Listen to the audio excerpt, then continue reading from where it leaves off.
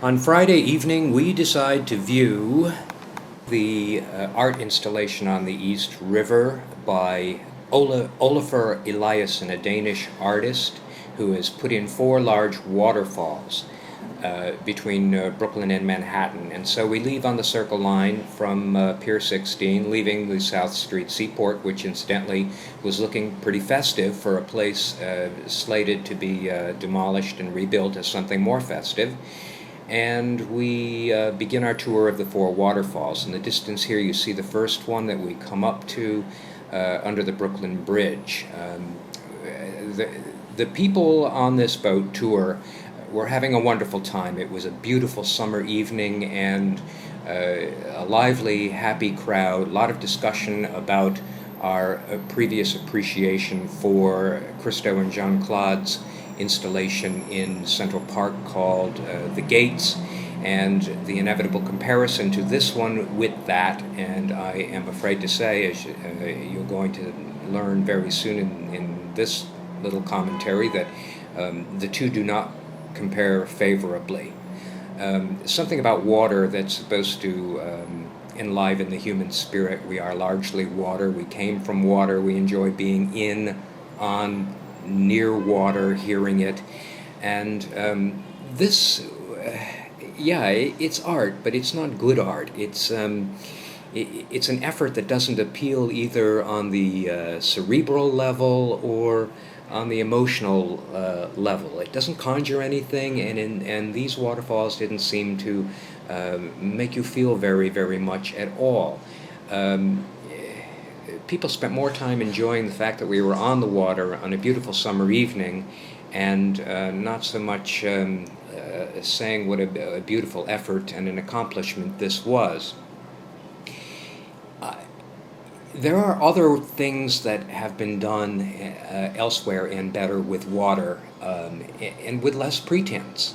I've, in my past career in community development, had the honor of having to tour on occasion municipal sewage plants in which water is spewed up out of those plants and aerated and cleansed. And I have to say that some of those sewage plants had a lot more brio than these waterfalls, and actually did more to enliven the human spirit than these did. I also was comparing them to the fountains at the Bellagio Hotel in Las Vegas, which are entirely enjoyable and certainly less pretentious, and to being on the Maid of the Mist and actually having the spray from Niagara Falls hit your face, or even being on a ride at Disneyland or Six Flags where suddenly you're plunged into water. The diversion of water ought to do something to make you feel good. In this case, we looked at the scaffolding and tried to empathize with the artist's disclaimer that you're supposed to see the scaffolding and love it, just as much as you do the actual sheeting of the water. But I think that's a lie. I think he was stuck with the premise that he had to show the scaffolding, that he really couldn't hide it, and just made some statement about how it was intentional. If you look at the earlier renderings for this project, you will see that the sheeting of the water is supposed to cover the sides, so you actually would not see the scaffolding, according to the renderings, but the water here sheets pretty much only on the front, and certainly not on the sides, so I have an idea that was a logistic compromise that the artist had to make, and to the detriment of the entire project. There are questions of how it was lit, and I recommend that if you do take the CircleLine tour, you do what we did and take the very last one, which leaves South Street Seaport at 8:30, so you can see it during the light of day and as twilight overtakes the entire East River and the lights come on. The LED lights, which I suppose were more economical than anything else, also were less effective. And here you see the lights of the traffic in the background in Brooklyn, which is much more interesting than the feeble lighting on this, which is the third of the 4 waterfalls that we took a look at.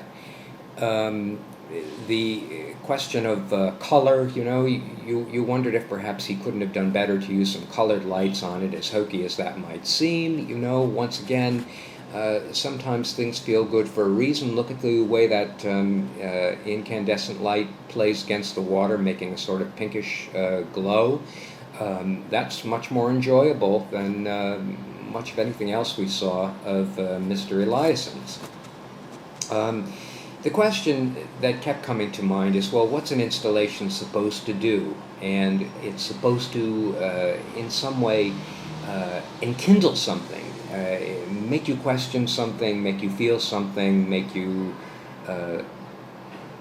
love something, or simply remember something. And I think what we will remember here is a fine summer night in which the installation didn't do much to hamper the good spirits of all on board.